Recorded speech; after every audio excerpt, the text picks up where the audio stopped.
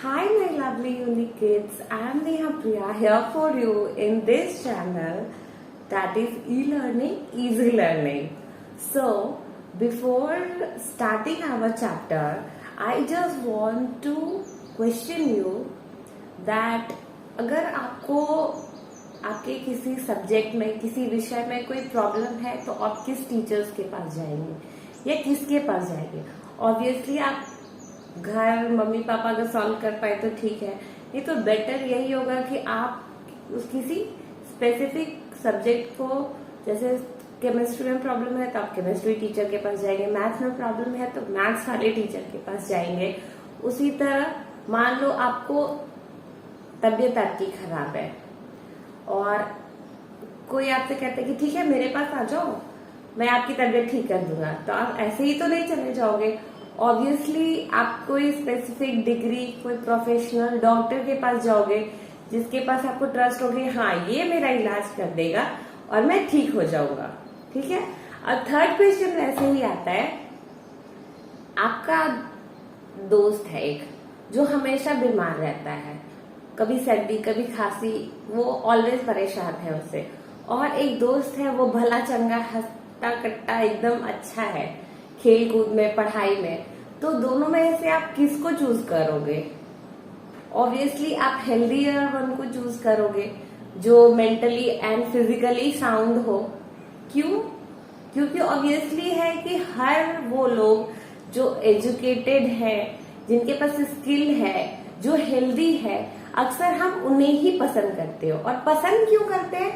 पसंद इसलिए करते हैं क्योंकि वो आपको हर तरह से पॉजिटिव करते हैं, राइट। आपकी तरक्की में सहायता देते हैं, आपको खुश रखते हैं, आपका क्वालिटी को और इनहेंस करते हैं। ठीक है, आपकी क्वालिटी को इनहेंस करेंगे। और ऐसे लोग जो कि अनएजुकेटेड है, अनहेल्दी है, अनस्किल्ड है, उनको तो कोई वैल्यू नहीं करेगा। ठीक है। क्यों? क्योंकि ऑब्वियस सी बात है कि वो अपने लिए तो खुद नहीं कुछ कर सकते, वो आस पड़ोस और समाज और सोसाइटी जो होती है हमारी, हमारा देश, किसी को भी कुछ फ्रूटफुल उसके लिए कुछ नहीं कर सकेंगे, राइट। तो ये मेरे क्वेश्चंस का जो पूछने का एक माध्यम यही था, पूछना इसलिए था टू मेक यू रियलाइज कि आपको पता हो कि जब कोई अनएजुकेटेड, अनस्किल्ड और अनहेल्दी इंसान अपने लिए कुछ अच्छा नहीं कर सकता है, अपने सगे संबंधी, अपने आस पड़ोस के लिए कुछ फ्रूटफुल नहीं कर सकता है, तो ऑब्वियसली है कि वो सोसाइटी के लिए और देश के लिए कितना लाइबिलिटी वाला काम होगा, वो एक बोझ होगा, लाइबिलिटी होगा देश के लिए, राइट। तो ऑब्वियस सा बात है, हम इस चैप्टर में वही पढ़ने वालेंगे कि हम, जैसे हमारा देश है वो बहुत ही पॉपुलेटेड है। I think obviously India is the second largest populated country in the world.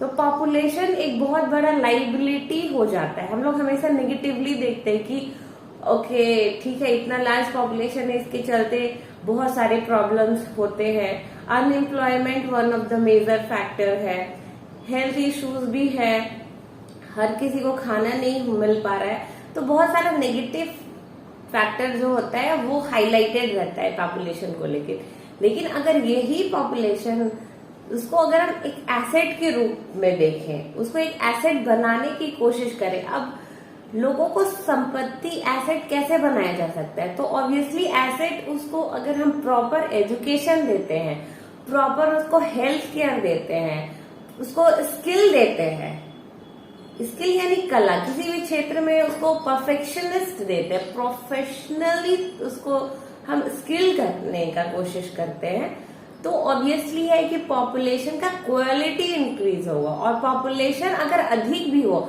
अगर उसका क्वालिटी अच्छा है, तो ऑब्वियसली वो क्या करेगा, हमारे देश, हमारे समाज, खुद के लिए, आस पड़ोस के लिए भी वो हेल्प करेगा उसको इनहेंस करने में, उसका क्वालिटी बढ़ाने में।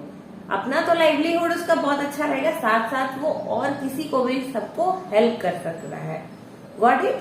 तो पहले चैप्टर यानी कि द स्टोरी ऑफ पालमपुर में हम पढ़ चुके हैं चैप्टर नंबर 1 के 3 सेगमेंट्स थे, उसमें हम पढ़ चुके थे the factors of production. Production में आपका कौन कौन सा फैक्टर था? Land, labour, capital, human capital भी था। ठीक है, तो ह्यूमन कैपिटल जो है वो हम इस चैप्टर में पढ़ रहे हैं। पीपल एज रिसोर्स, कि पीपल का मतलब हो गया लोग, रिसोर्स का हो गया संसाधन।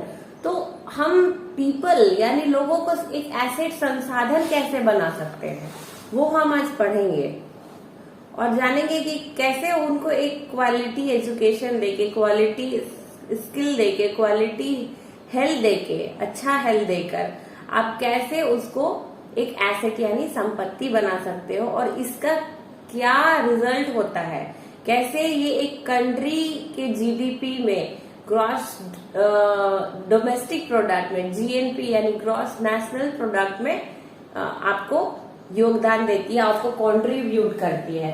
ठीक है, तो आज हम लोग पढ़ने वाले हैं पीपल एज रिसोर्स। ठीक है, पीपल एज रिसोर्स, पीपल का मतलब हो गया लोग और रिसोर्स का मतलब हो गया संसाधन। सो 3 फैक्टर्स ऑफ प्रोडक्शन हमने पढ़ लिया था। अब सेकेंड चैप्टर में हम लोग फोर्थ फैक्टर ऑफ प्रोडक्शन पढ़ेंगे, दैट इज ह्यूमन कैपिटल, कि ये कैसे प्रोडक्शन में कंट्रीब्यूट करता है। अब अपना अगर वो अपने ऊपर कंट्रीब्यूट अच्छे से करेगा, आसपास के लोगों के लिए वो पॉजिटिवली उसको हेल्प करेगा, तो ऑब्वियसली है कि कंट्री को वो हेल्प करेगा, पर वो किस तरह से करेगा? Let's start and read it and we will discuss कि क्या होता है। Okay, so page number 16, chapter 2, people as resource. जैसे कि हमने बोला हम हिंदी इंग्लिश दोनों मिक्स करके पढ़ेंगे ताकि हर बच्चे के लिए इजी हो। So the chapter people as resource is an effort to explain population as an asset for the economy rather than a liability. अब चैप्टर पीपल एज रिसोर्स में हम देखेंगे कि जनसंख्या को एसेट यानी संपत्ति कैसे बनाया जा सकता है, उनको प्रॉपर एजुकेशन देके, उनको प्रॉपर हेल्थ केयर देके, उनको प्रॉपर स्किल्स देके। ठीक है, यहाँ पे लिखा है population becomes human capital when there is investment made in the form of education, training and medical care. जनसंख्या को हम तब ह्यूमन कैपिटल यानी इंसानी एसेट बना पाते हैं जब उनको हम प्रॉपर तरीके का शिक्षा दे पाए, एजुकेशन दे सके, स्किल यानी एक प्रॉपर तरीके का कला दे सके, प्रोफेशनल बना सके उनको, और प्रॉपर मेडिकल केयर यानी कि प्रॉपर हम उनको हेल्थ केयर दे पाए। In fact, human capital is the stock of skill and productive knowledge embodied in them. Human capital क्या है? स्टॉक है, किस चीज का है? प्रोडक्टिव नॉलेज और स्किल का। ठीक है, अब जैसे कि आपके टीचर हैं, वो शिक्षित है, उनको सारा कॉन्सेप्ट पता है, तब वो आपको पढ़ा पा रहे हैं, तो वो एक ह्यूमन कैपिटल है। उनके अंदर शिक्षा है, वो शिक्षित है, उनके अंदर नॉलेज है, स्किल और प्रोडक्टिव नॉलेज जो बोला गया है, तो स्किल है, पढ़ाने की कला है, आपको समझाने की कला है, और प्रोडक्टिव नॉलेज यानी उस सब्जेक्ट का उनको नॉलेज है, वो आपको ट्रांसफर कर पा रहे हैं। इस चलते आप क्या हो रहे हैं, धीरे धीरे आप ट्रेंड होकर एक एसेट बन रहे हैं, तो that is called human capital. आप समझ पा रहे हो? टीचर आगे क्या है? ह्यूमन कैपिटल ही है। वो क्या कर रहे हैं? आपको नॉलेज दे रहे हैं, अपना जो क्वालिटी है वो आपसे शेयर कर रहे हैं, उनका जो नॉलेज है वो आपको जा रहा है। आप भी एक धीरे धीरे ह्यूमन कैपिटल यानी कि एसेट के रूप में ट्रांसफॉर्म हो रहे हो, that is called human capital. That is the way we produce in the meaning की आउटपुट प्रोड्यूस हो रहा है ना, हम कुछ अच्छा काम कर रहे हैं, हम पढ़ा रहे हैं। डॉक्टर्स आप क्या कर रहे हैं? डॉक्टर्स आपका हेल्थ का केयर कर रहे हैं, आपको अच्छा ट्रीटमेंट दे रहे हैं, तो वो अपना नॉलेज क्या कर रहे हैं? आपके साथ शेयर कर रहे हैं, जो नॉलेज है उनको बेटर चीज में यूटिलाइज कर रहे हैं। तो आउटपुट हो गया आपका जो तबीयत खराब था वो आप अच्छे हो गए, आप हेल्दी हो गए, तो ऑब्वियसली आप एक एसेट बन रहे हैं, यानी कि एक एसेट आगे जाके दूसरा एसेट क्रिएट कर रहा है। तो ये डेवलपमेंट के वे में है, moving forward, not in the backward direction. Decline नहीं कर रहे, हम बढ़ते जा रहे हैं और आगे भी लोगों को बढ़ा रहे हैं। people as resource is a way of referring to a country's working population, working people in terms of their existing productive skills and abilities. People as resource कहने का मतलब ये होता है, वो वर्किंग पॉपुलेशन को इंडिकेट कर रहे हैं जो कि अपने प्रोडक्टिव स्किल्स और एबिलिटीज से कुछ होता है ना, कंट्रीब्यूट कर रहे कंट्री को, उनके बदले उनको पैसे भी मिल रहे हैं। ठीक है, इंजीनियर है, मान लो वो बिल्डिंग्स बना रहे हैं, डॉक्टर्स है वो हॉस्पिटल्स में सबका देख रेख कर रहे हैं, बाकी हर कोई जो वर्किंग है, जो काम कर रहा है, दे आर एन एसेट, क्योंकि वो क्या कर रहे हैं, वो हर चीज जो कर रहे हैं उसके बदले उनको पेमेंट मिल रहा है। ठीक है, वो पे कर रहा है, उसके बदले पे ले रहा है। डॉक्टर आपको ट्रीट कर उसके बदले वो पैसे ले रहे हैं। तो पीपल एज रिसोर्स क्या हो गया, ऐसे सारी जनसंख्या, ऐसा वर्किंग पॉपुलेशन जो कि कंट्रीब्यूट कर रहा है अपने स्किल्स और एबिलिटीज को, अपने नॉलेज को एक प्रोडक्टिव वे में कंट्रीब्यूट कर रहा है, दे रहा है कंपनी को, बिजनेस में, कहीं भी, और उसके बदले उसको पैसे मिल रहे हैं। That is called people as resource. हर वो इंसान जो काम करता हो उसके बदले उसको पेमेंट मिल रहा हो और वो काम से दूसरों को लाभ मिल रहा हो, वो डेवलपमेंट कर रहा है अपना भी और दूसरे का भी, चाहे वो एक कंपनी हो, चाहे वो स्कूल हो, चाहे वो स्टूडेंट हो, चाहे वो कोई हॉस्पिटल हो, वहां के मरीज हो, तो वो एक कंट्रीब्यूट कर रहा है अपना स्किल और नॉलेज, उसके बदले उसको पेमेंट मिल रहा है। और ये क्या कर रहा है, खुद को डेवलप भी कर रहा है और अपने साथ आसपास के लोगों को भी पॉजिटिव वे में डेवलप करा रहा है, आगे बढ़ा रहा है। That is known as working population और पीपल एज रिसोर्स। वो हमारे लिए संसाधन है, रिसोर्स है, इसलिए क्योंकि उनके पास वैल्यू है, उनके पास स्किल है और उनके पास नॉलेज है। They contribute to us in a positive way. Got it? Looking at the population from this productive aspect emphasizes its ability to contribute to the creation of gross national product. अब इस तरह से एक जो होता है aspect देखने का, नजरिया जो होता है देखने का जनसंख्या को, वो बताता है कि जीएनपी यहाँ मेंशन है, जीएनपी में मतलब कैसे कंट्रीब्यूट किया जा रहा है। तो कहने का मतलब है, पहले तो आपको जाना होगा जीएनपी क्या है। ग्रॉस नेशनल प्रोडक्ट का मतलब होता है कुल राष्ट्रीय उत्पाद। ग्रॉस नेशनल प्रोडक्ट, कुल राष्ट्रीय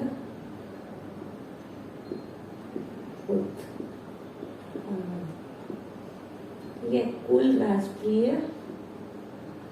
उत्पाद। अब ये हो गया आपका, क्या हो गया, जीएनपी। ठीक है, ये हो गया जीएनपी। एक होता है ग्रॉस डोमेस्टिक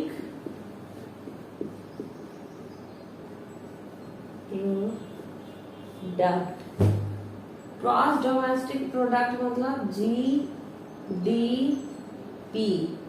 अब जी पहले तो ये जो एक मेंशन किया गया ग्रॉस नेशनल प्रोडक्ट, तो इसमें जानना जरूरी है कि जीडीपी और जीएनपी दोनों में अंतर क्या है। ठीक है, तो जीडीपी क्या होता है कि एक साल में जितने भी गुड्स एंड सर्विसेज प्रोड्यूस किए जाते हैं एक कंट्री के अंदर, उसको जीडीपी कहा जाता है। ठीक है, कंट्री के अंदर ही जो गुड्स एंड सर्विसेज प्रोड्यूस किए जाते हैं that is called as GDP. मगर जीएनपी क्या होता है, जीडीपी के अलावा भी अब्रोड में जो हमारा प्रोडक्शन होता है, जितना भी परसेंट ऑफ प्रोडक्शन का, उसको कैलकुलेट करता है।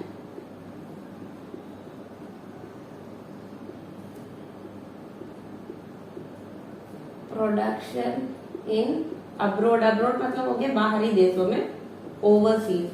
तो जीडीपी मतलब होता है कि एक साल में जितने भी गुड्स एंड सर्विसेज प्रोड्यूस करिए जाते हैं within our country, that is called GDP, ठीक है। और जीएनपी जो यहाँ पे आपका मेंशन है, जीएनपी का मतलब यह कंट्री के अंदर जितना गुड्स एंड सर्विसेज एक साल में प्रोड्यूस हो रहे हैं, प्लस बाहर में जितना हमारा प्रोडक्शन हो रहा है, बाहर देशों में जो हमारा प्रोडक्शन हो रहा है, that is also added and is known as GNP.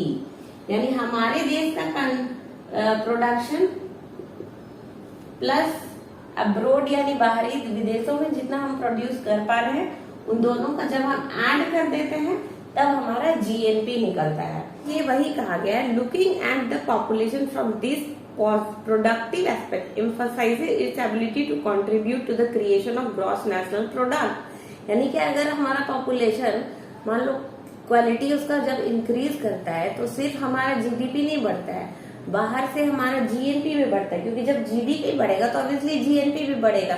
GDP और जीएनपी में अंदर तो आपको समझ में आ गया है, तो ठीक है। बाहर और देश में लोग जाएंगे, हो सकता है जीएनपी और इंक्रीज करे, percentage of production in abroad और ज्यादा इंक्रीज करे।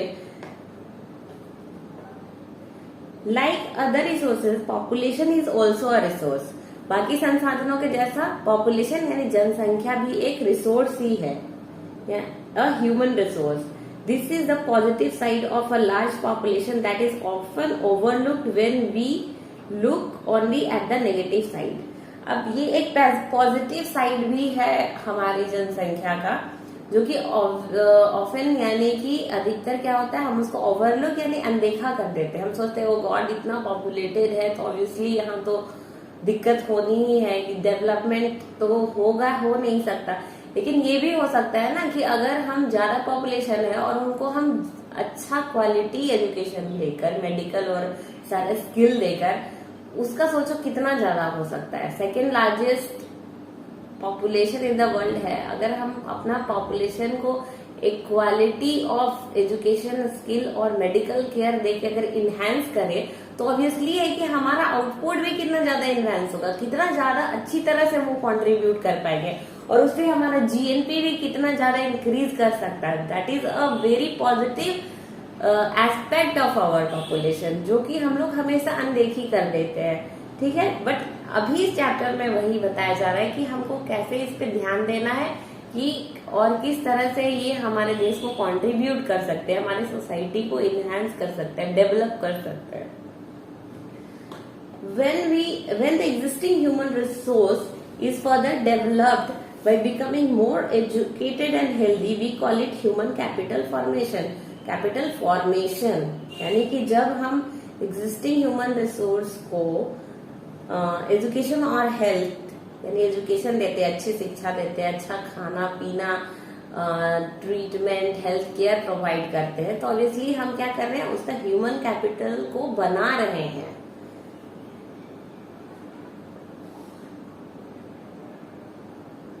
That adds to the productive power of the country just like physical capital formation.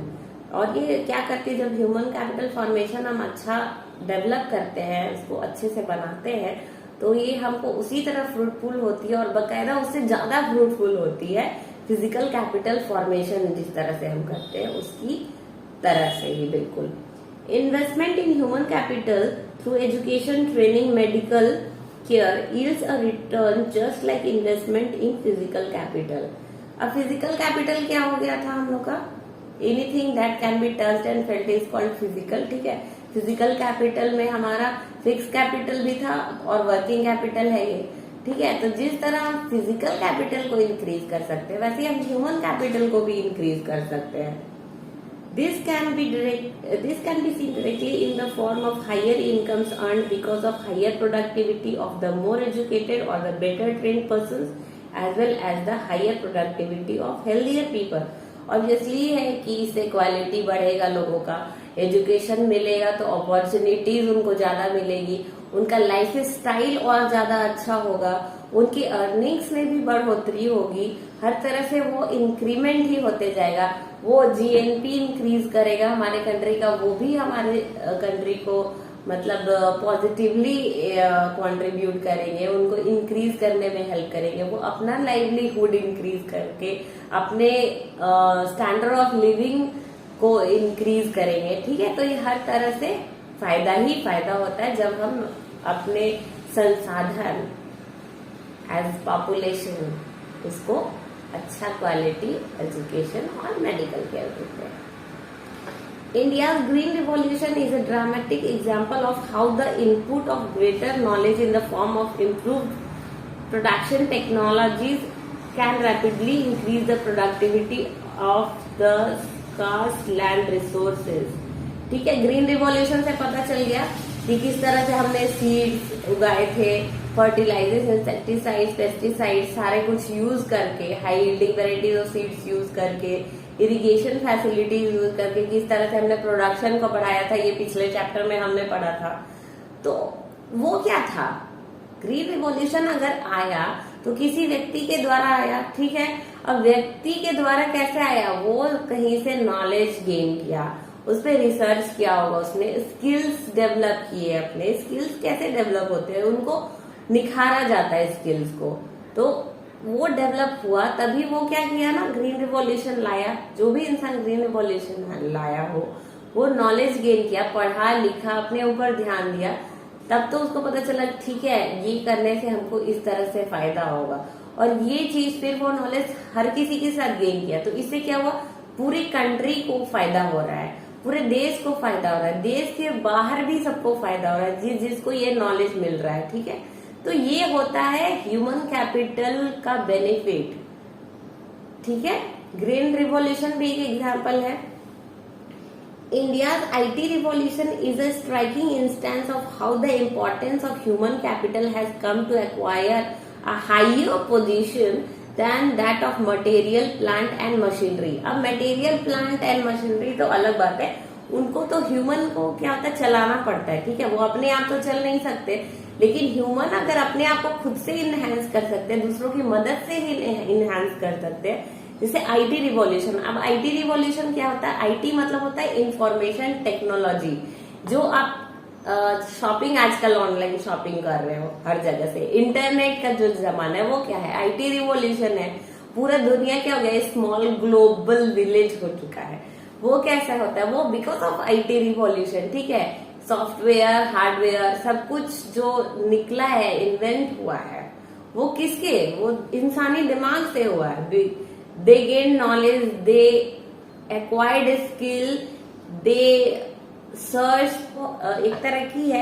IT revolution में आप एग्जांपल है कि फोन है आपका, सारा कुछ आपके फोन पे कैसे आ रहा है, दैट इज इंफॉर्मेशन टेक्नोलॉजी। वो एक इंफॉर्मेशन टेक्नोलॉजी का ही एग्जांपल है कि सब कुछ आपके हाथ में अवेलेबल है।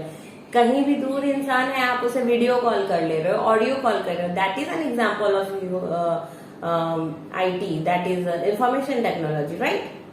मेल कर लेते हो, तो ये सब कैसे हो रहा है, कोई इंसान ने इसको इजाद किया होगा, इन्वेंट किया होगा, नॉलेज गेन किया होगा, इसके ऊपर वर्क करा होगा। ठीक है, कोई बीमार अनस्किल्ड अनएजुकेटेड इंसान तो ऐसा नहीं कर सकता। तो ऑब्वियसली आप सोच सकते हो कि पॉपुलेशन और इंसानों को हम जितना ज्यादा क्वालिटी सर्व करेंगे, हमारा आउटपुट उतना ही ज्यादा अच्छा आएगा, हम उतना ही ज्यादा अपने आप को डेवलप और देश को डेवलप कर पाएंगे।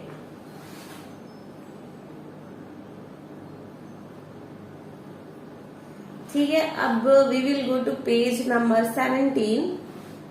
Not only do the more educated and the healthier people gain through higher incomes, society also gains in other indirect ways because of the advantages of a more educated or a healthier population spreads to those who themselves were not directly educated or given health care। क्या कहना है कि जो healthy और educated इंसान होता है, जो मतलब होता है खुद भी अपना सेहत का ध्यान रखे, अपनी शिक्षा को इनहेंस करता रहे, सिर्फ उसको ही फायदा नहीं होता है, वो सोसाइटी को भी फायदा करता है। अब जैसे डॉक्टर है तो वो ऐसा तो नहीं है कि सिर्फ अपने लिए फायदेमंद है, अनएजुकेटेड लोगों के लिए भी, अनहेल्दी लोगों के लिए भी वो फायदा कर रहा है। ठीक है, तो ऐसा नहीं है कि वो सिर्फ अपने कमा रहे हैं, खुद का उनका इनकम इंक्रीज हो रहा है, सही, वो किसी ना किसी तरह सोसाइटी को पॉजिटिवली कंट्रीब्यूट कर रहे हैं, उनको इनहैंस उसका लेवल, उसको डेवलप करने में मदद कर रहे हैं. In fact, human capital is in one way superior to other resources like land and physical capital. Human resources can make use of land and capital.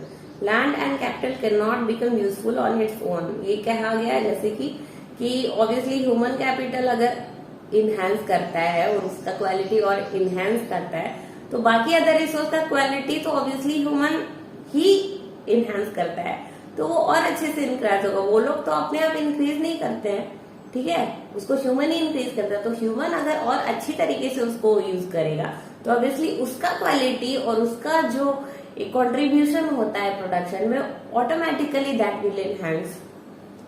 For many decades in India, a large population has been considered a liability rather than an asset. तो यहाँ पे क्या लिखा है, बहुत ही दशकों से क्या हो रहा है, एक लार्ज पॉपुलेशन जो होता है इंडिया को, वो लाइबिलिटी यानी कि बोझ के रूप में कंसिडर किया जा रहा है, एसेट के रूप में नहीं किया जा रहा है. But a large population need not be a burden for the economy. But ये भी है ना कि अब पॉपुलेशन है, उसको बर्डन नहीं बल्कि उनको एसेट बनना चाहिए. किस तरह से हम हेल्प कर सके, ठीक है, किस तरह से हम अपने को भी अपनी मदद कर सके और दूसरों का भी मदद काम आए, ठीक है, तो ये होना चाहिए. It can be turned into a productive asset by investment in human capital. अब क्या है, जो पॉपुलेशन है, जैसे नॉन वर्किंग पॉपुलेशन हो गया, जो कि प्रोडक्टिव किसी भी तरह से वो कंट्रीब्यूट नहीं कर पा रहे हैं, उनको प्रोडक्टिव एसेट के रूप में किस तरह से टर्न किया जा सकता है, by investment in human capital. For example, by spending resources on education and health for all training of industrial and agricultural workers in the use of modern technology, useful scientific researches and so on. Spending resources on education and health, जैसे कि government भी बहुत सारा school खोली हुई है, वहां पे पढ़ाया जा रहा है बच्चों को फ्री में, हेल्थ हॉस्पिटल सब खोला हुआ है, ठीक है. बट और भी बोले जा रहे हैं, जैसे कि फार्मर्स हो गए, फार्म लेबरर्स हो गए, उनको भी सरकार भी बहुत सारा हेल्प करती है रिसोर्स डेवलप करने में. वो कैसे करती है कि उनको स्किल्स देती है, उनको नॉलेज गेन कराती है, उनको ट्रेनिंग कराती है. तो ऐसे करके हम क्या करते हैं, पीपल को ट्रेन करके उनको प्रॉपर एजुकेशन देके और प्रॉपर हेल्थ केयर देके, जो कि सक्षम नहीं भी है, पढ़ नहीं सकते, स्कूल नहीं जा सकते, जो डॉक्टर है, प्राइवेट डॉक्टर प्राइवेट क्लिनिक का फीस अफोर्ड नहीं कर सकते, उनको मुफ्त में एजुकेशन मिल रहा है गवर्नमेंट स्कूल्स में. जो इलाज नहीं करवा पा रहे पैसे की कमी के कारण, उनका गवर्नमेंट हॉस्पिटल्स में इलाज हो रहा है. तो गवर्नमेंट भी इस तरह से हेल्प करती है और हम सबको भी हेल्प करना चाहिए किसी न किसी तरह, ताकि हम किसी जो खुद से अपना हेल्प तो कर पा रहे हैं, बट अगर जो नहीं कर पा रहे हैं पैसे के अभाव में, तो उनको भी हम हेल्प कर पाए. इससे क्या होगा, हम कंट्रीब्यूट करेंगे ह्यूमन एसेट्स बनाने में, ठीक है. The two following cases illustrate how people can try to become a productive source. अब देखो यहाँ पे 2 केसेस बताए जा रहे हैं, 2 स्टोरी है 2 लोगों का. आपको पता चलेगा कि ह्यूमन एसेट कैसे बनता है और किस तरह से इकोनॉमी में लोग अपने आप को और दूसरों को भी हेल्प कर पाते हैं, ठीक है. तो स्टोरी ऑफ साकाल है. पहला स्टोरी साकाल का है. There were 2 friends, Vilas and Sakal, living in the same village Seemapur. Seemapur में 2 दोस्त रहते थे, विलास और Sakal. Sakal was a 12-year-old boy. His mother Sheila looked after domestic chores. Sakal एक 12 साल का बच्चा है, ठीक है, लड़का. उसकी माँ क्या करती है, घर के सारे कामकाज देखती है. His father Butta Chaudhary worked in an agricultural field. और बुट्टा चौधरी उसके जो पिता है वो क्या करते हैं, किसी एग्रीकल्चरल फील्ड में यानी कि कृषि वाले चीज में कहीं पे वो नौकरी करते हैं. Sakal help his mother in domestic course. और साकाल भी क्या करता है, कभी कभी अपने माँ का घर के कामों में मदद भी करता है. He also looked after his younger brother Jitu and sister Situ. और वो साथ साथ अपनी बहन जीतू और सीतू को भी देखता है, उसका टेक केयर करता है, उसकी देखभाल करता है. His uncle Shyam has pass the matriculation exam. उसके जो अंकल है यानी चाचा जो हो गए श्याम, वो क्या करते हैं, एजुकेशन मैट्रिकुलेशन का कंप्लीट कर चुके हैं, पास कर चुके हैं, but was sitting idle in the house as he has had no job. लेकिन वो ऐसे ही घर पे पड़े हुए हैं, ठीक है, कोई काम वाम नहीं कर रहे हैं, उनके पास कोई जॉब नहीं है। Butta and Sheila were eager to teach Shakal. लेकिन बुट्टा और शीला जो शाकाल के माँ बाप है, वो क्या कर रहे हैं, वो चाहते हैं कि उनका बेटा पढ़ाई करे। They forced him to join the village school which he soon joined. तो वो क्या करते हैं, अपनी नजदीकी विलेज स्कूल, गांव के ही स्कूल में उसका एडमिशन करा देते हैं। Butta and Sheila we are eager to teach Shakal, और वो लोग उन लोग को एडमिशन करा देते हैं शाकाल का। Butta and Sheila we are he started studying and completed his higher secondary examination। अब क्या करता है, वो पढ़ाई लिखाई कर लिया और हायर सेकेंडरी एग्जामिनेशन भी वो कंप्लीट कर चुका है। His father persuaded him to continue his study। उसके फादर उनको समझाए कि ठीक है, तुम आगे की पढ़ाई जारी रखोगे। He raised a loan for Sakal to study a vocational course in computers। अब क्या किया उन्होंने, उनके पिता ने लोन भी ले लिया उनको कंप्यूटर एजुकेशन दिलाने के लिए साकाल को। Sakal was meritorious and interested in studies from the beginning. शुरू से ही साकाल पढ़ाई में बहुत ध्यान दिया और वो बहुत बुद्धिमान भी था। With greater vigour and enthusiasm he completed his course. और बहुत अच्छी तरीके से उसने अपना कंप्यूटर कोर्स भी कर लिया। After some time he got a job in a private firm.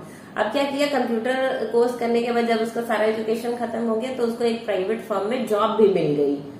After some time he got a job in a private firm. He even designed a new kind of software. तो सोचो, computer उसने अच्छी तरीके से सीखा, बहुत मन लगा के सीखा, और उसने वहां पे अपना एक कंप्यूटर सॉफ्टवेयर भी डिजाइन किया, ठीक है, इन्वेंट किया।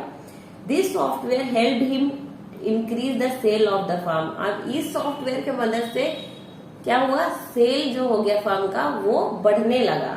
His boss acknowledged his service and rewarded him with a promotion. अब क्या हो गया, क्योंकि वो फर्म को भी हेल्प कर रहा है, जिसके चलते फर्म का प्रोडक्शन भी इंक्रीज कर रहा है, तो उसके बॉस ने खुश होकर उसके स्किल्स को देखा कि वाह ही इज सो टैलेंटेड, तो उसको उसके बदले उसको प्रमोशन भी मिल गया। ठीक है, अब यहाँ पे दूसरे दोस्त जो है विलास, उसका स्टोरी बताया जा रहा है। Vilas was an 11-year-old boy residing in the same village as Sakal। Sakal का तो आपको स्टोरी पता चल गया। विलास क्या है, 11 साल का बच्चा है। Vilas father Mahesh was a fisherman. Vilas के जो पिता थे वो क्या थे, मछली मारते थे, मछली जो पकड़ के बाजार में बेचते हैं, फिशरमैन थे वो, मछुआरा। His father passed away when he was only 2 years old। अब जब वो बेचारा छोटा था, 2 साल का ही था, तब उसके पिता का देहांत हो गया। His mother Geeta sold fish to earn money to feed the family। उसकी माँ क्या करती थी, सेम प्रोफेशन एंगेज हो गई और वो क्या की, वो भी मछली बेचने लगी। He bought fish from the landowners found and sold in the nearby मंडी। अब वो लैंड ओनर्स जिनका अपना तालाब होता होगा, उनके यहाँ से फिश मछली पकड़ती थी, खरीदती थी, और वो बगल वाली मंडी में उसको बेच देती थी। She could earn only ₹150 a day by selling fish. अब वो सिर्फ दिन में 150 रुपए कमाती थी। His mother could not afford to take him to the doctor। Sorry, Vilas became a patient of arthritis. Vilas को क्या हो गया, अर्थराइटिस का प्रॉब्लम हो गया, और उसकी माँ के पास क्योंकि पैसे बहुत कम थे, 150 रुपए ही कमाती थी पर डे, तो उतनी भी सक्षम नहीं थी कि उसको अच्छे हॉस्पिटल में अच्छे डॉक्टर के साथ चेकअप करा सके, दिखा सके। He could not go to the school either. अब वो क्या करता था, स्कूल भी नहीं जाता था। He was not interested in studies. को पढ़ाई में भी कोई इंटरेस्ट नहीं था। He helped his mother in cooking and also looked after his younger brother Mohan. वो क्या करता था, अपना मतलब माँ का तो वो हेल्प करता ही था, वो अपना यंगर ब्रदर मोहन को भी देख रेख करता था। After some time his mother fell sick and there was no one to look after her. उसके बाद क्या हो गई, उसकी माँ बहुत ज्यादा बीमार हो गई और अगल आसपास वहां कोई नहीं था कि उनका देख रेख कर सके। देयर वॉज नो वन, ठीक है। Vilas too was force to sell the fish in the same village. अब उसकी माँ तो बीमार पड़ गई, बट घर तो चलाना ही है, तो क्या हो गया, विलास ने फिर उनका ही प्रोफेशन ज्वाइन किया। उनकी माँ जो करती थी वही काम वो भी करने लगा, वो भी मछली बेचने लगा। He, like his mother, earned only a meager income, और उसकी माँ के जैसा वो भी बहुत थोड़ा पैसा ही कमा पाता था। So in the next para, in the two case studies, we saw Sakal went to school and Vilas didn't go. ठीक है, दोनों केसेस हम देख चुके हैं, साकाल का भी और विलास की। साकाल स्कूल गया, विलास नहीं गया। Sakal was physically strong and healthy. ठीक है, Sakal physically strong and healthy भी था, उसको उसकी माँ पढ़ाई लिखाई एजुकेशन भी दिए। There was no need for him to visit the doctor frequently, क्योंकि हेल्दी था तो उसको डॉक्टर के पास जाना नहीं पड़ता था। ऐसे भी सुना है हेल्दी माइंड, हेल्दी बॉडी में हेल्दी माइंड रहता है। ठीक है, तो Vilas was a patient of arthritis. Vilas क्या था, पेशेंट हो चुका था अर्थराइटिस का। He lacked the means to visit the doctor, वो बेचारा डॉक्टर के पास भी जा नहीं पाता था। Sakal acquired a degree in computer programming, जहां पर साकाल कंप्यूटर डिग्री उसको मिल गया, वो पढ़ा लिखा अच्छी तरह से। Sakal found a job in a private firm while Vilas continued with the same work as his veer, क्योंकि वो पढ़ाई लिखाई कर लिया था साकाल, तो उसको क्या मिला, कंप्यूटर डिग्री, और अपनी पढ़ाई लिखाई करने से फर्म में नौकरी। In case of Sakal, several years of education added to the quality of labor. He enhanced his productivity adds to the growth of the economy. This in turn pays an individual through salary or in some other form of his choice. ठीक है, अब यहाँ पे क्या हुआ कि जैसे कि अभी आप सोच रहे हो कि अभी आप पढ़ रहे हो तो इतने साल आप स्कूल्स में पढ़ोगे, कॉलेजेस में पढ़ोगे, देन आप आगे जाके भी और कोई कोर्स परसीव कर सकते हो।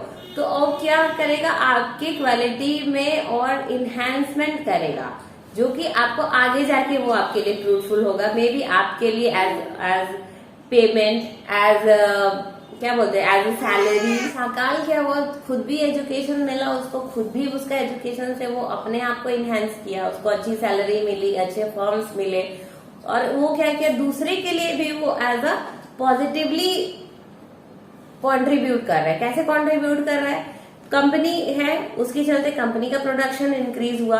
कंपनी का प्रोडक्शन इंक्रीज हुआ तो ऑब्वियसली प्रोडक्शन इंक्रीज होगा, या तो इंडिया में हो या अब्रोड में हो, तो क्या होगा, GNP directly indirectly GNP increase हो रहा है। तो आप समझ सकते हो कि पॉपुलेशन छोड़ दो, एक इंसान का भी quality of education, health care, skill increase होता है, तो जीएनपी डायरेक्टली इनडायरेक्टली कितना अफेक्ट करता है वो जीएनपी को, जीएनपी भी इंक्रीज होता है। इससे पता चलता है कि ह्यूमन कैपिटल कितना ज्यादा इम्पोर्टेंट है हमारे लिए।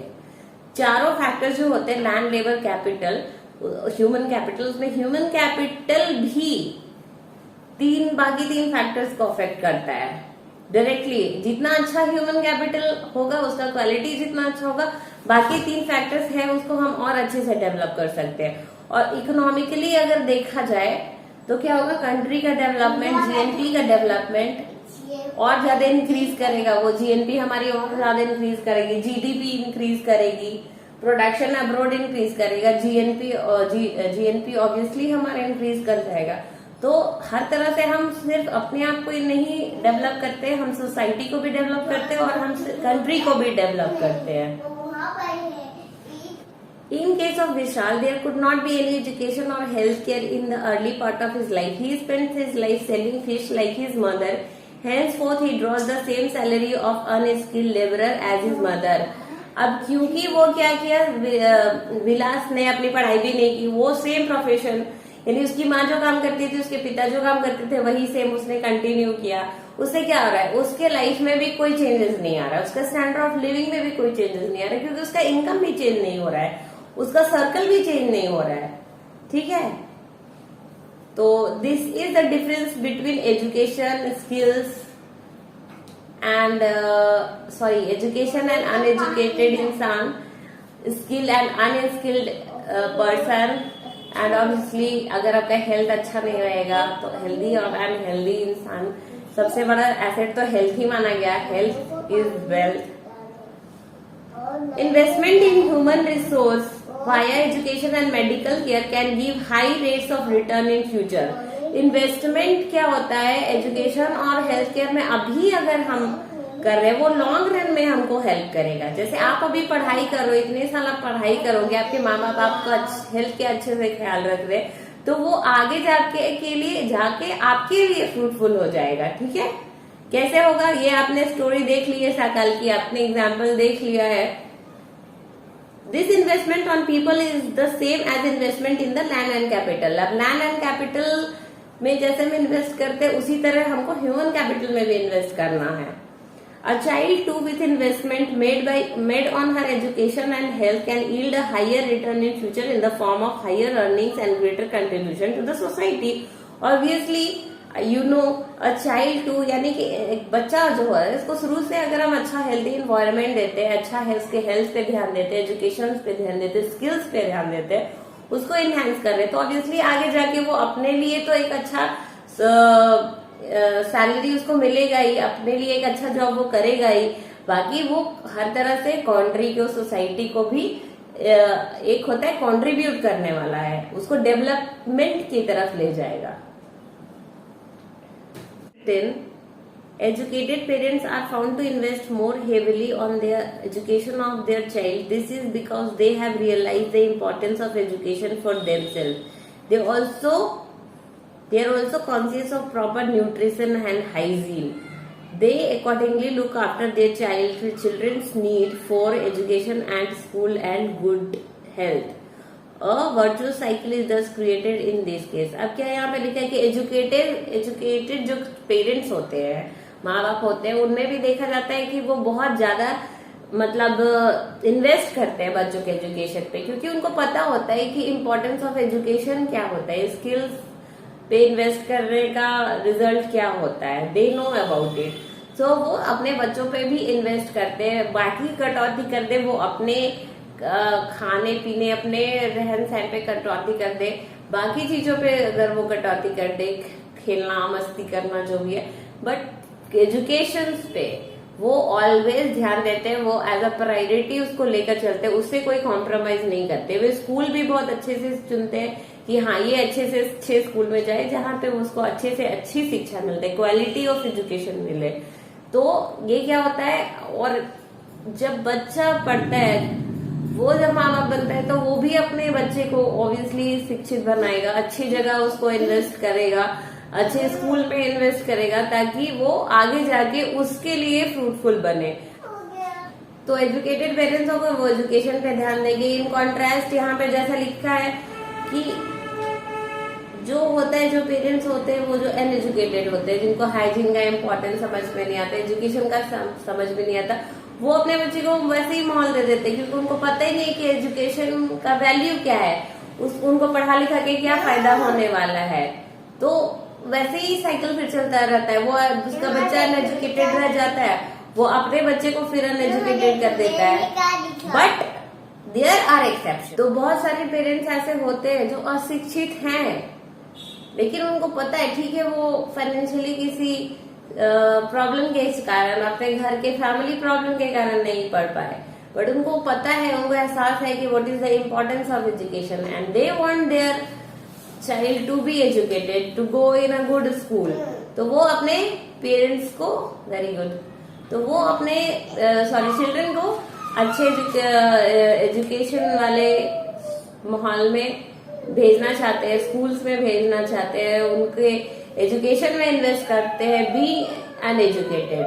तो देयर आर एक्सेप्शंस, ऐसे एक्सेप्शंस होते हैं। उससे क्या फायदा होता है, भले वो पेरेंट्स अनएजुकेटेड है, फिर वो साइकिल कैसे बनता है, but they contribute to the society by giving education to their child. और जब वो बच्चा एजुकेशन प्राप्त कर लेता है, बड़ा हो जाता है, व्हेन ही बिकम्स पेरेंट, तब वो अपने बच्चे को एजुकेशन देता है, because he knows what is the importance of education for me, for the society, for our country, right? Countries like Japan have invested in human capital resources. They did not have any natural resource. These countries are developed and rich. They import the natural resources needed in their country How did they become rich or developed? They have invested on people, especially in the field of education and health. Like Japan क्या है, human resources में बहुत invest किया. उनके पास अपना कोई resource नहीं है, कोई संसाधन वैसे खास है नहीं. वो बहुत सारे अपने जो रिसोर्सेज होते हैं वो क्या करती है, इम्पोर्ट करती है नेचुरल रिसोर्सेज दूसरे देश से.